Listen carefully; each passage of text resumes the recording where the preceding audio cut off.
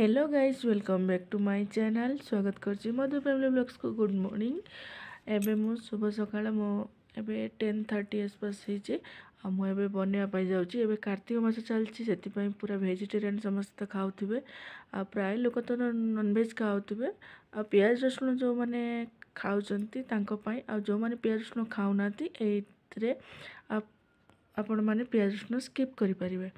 आ देखंतु एठी मु छुई आलू बैगण आ टमाटो बड़ी आज मु छुई आलू बेसर बनेबी।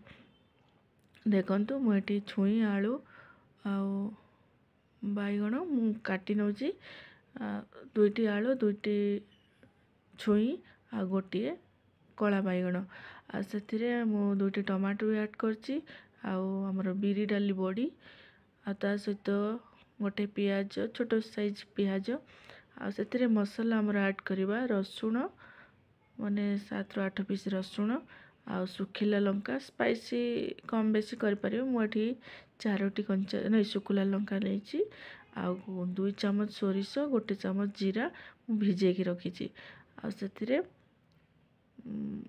आ किछि ऐड करिवेनी, सेटा को पेस्ट बने देबे। एठी हमें सब परिबा काटी के हमें सिझेई नबा।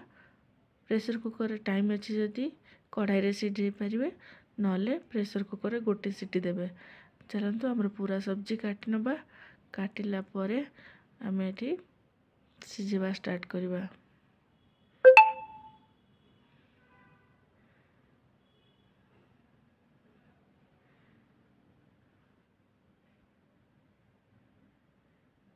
देखो तुम गोटे कढ़ा नहीं कढ़ा रे परिया सिझे देबा। टिके लुण टिके हलदी देकी आम सब्जी को जो छुई आलू बैगण काटिचु ताको पणिबा माने घोड़े की सिझीबा पाई छाड़ देबा। 10 ରୁ 15 मिनिट भीतर हमर सिझी जिवो।